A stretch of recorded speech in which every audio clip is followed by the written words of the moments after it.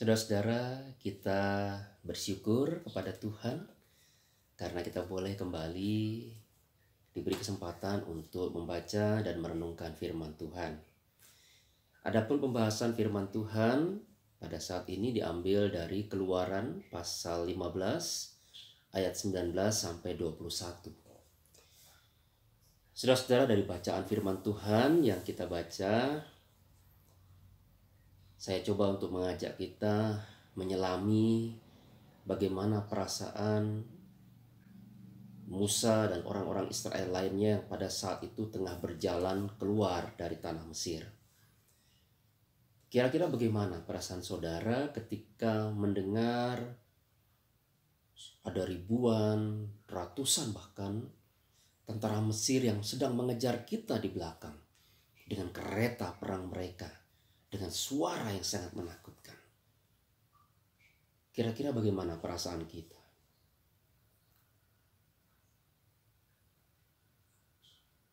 Panik? Takut? Apalagi kalau kita melihat di hadapan kita yang terbentang adalah laut Teberau yang sangat lebar, luas, dan dalam. Tidak ada jalan lain. Mungkin kita akan berkata, habislah kita. Tapi saudara-saudara, kita membaca bagaimana di antara orang-orang Israel itu ada di antara mereka yang masih tetap menaruh harapan pada Tuhan. Salah satunya adalah Musa. Dan iman Musa tidak sia-sia. Kuasa Tuhan memampukan laut Teberau itu kemudian terbelah menjadi dua, sehingga orang-orang Israel dapat berjalan di tengah-tengahnya. Dan tepat ketika orang Israel yang terakhir itu tiba di seberang, maka laut Teberau itu pun menutup kembali, sehingga kemudian menghempas tentara-tentara Mesir yang pada saat itu justru terbalik keadaannya. Mereka sekarang yang mengalami keputusasaan karena terjebak di tengah-tengah laut Teberau. Saudara-saudara, melihat kenyataan yang luar biasa itu wajar apabila Musa bersama dengan seluruh orang Israel memuji akan nama Tuhan. Para perempuan yang dipimpin oleh Miriam, seorang nabi perempuan dan juga saudari daripada Musa dan Harun, kita membaca menari sambil memainkan rebana. Mereka semua mengucap syukur kepada Tuhan karena pekerjaannya yang ajaib. Sukar dipercaya, tetapi itulah faktanya. Saudara-saudara, orang Israel dibebaskan oleh Tuhan dari penindasan di tanah Mesir, dan peristiwa di laut Teberau itu menjadi sebuah puncak dari tindakan Tuhan untuk memisahkan mereka dari kekuasaan Mesir. Sekarang mereka bukan lagi budak, tetapi sudah menjadi orang merdeka. Tindakan Tuhan di laut Teberau membuktikan kesungguhan firman Tuhan. Dialah Tuhan yang berkuasa di atas segala bangsa, dan tidak ada yang mustahil bagi Tuhan.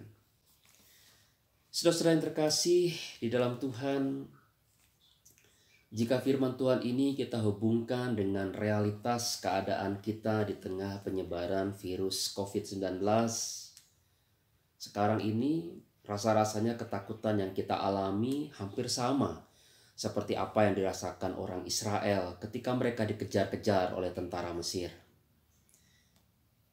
Ada rasa takut tertular virus, lalu dinyatakan negatif. Positif ya. Sudah itu ada yang memandang sinis pada mereka yang sedang bergumul dengan penyakit yang dialami. Sudah itu mati pun susah lagi. Karena itu kalau boleh pilih rasanya jangan sampai lah kita kena penyakit akibat virus corona ini. Kalaupun sehat, kita harus terkurung dalam rumah. Sejumlah aktivitas belajar, bekerja, dan ibadah dipindahkan pelaksanaannya ke rumah. Padahal masih ada yang harus bekerja karena tidak mungkin dilaksanakan di rumah.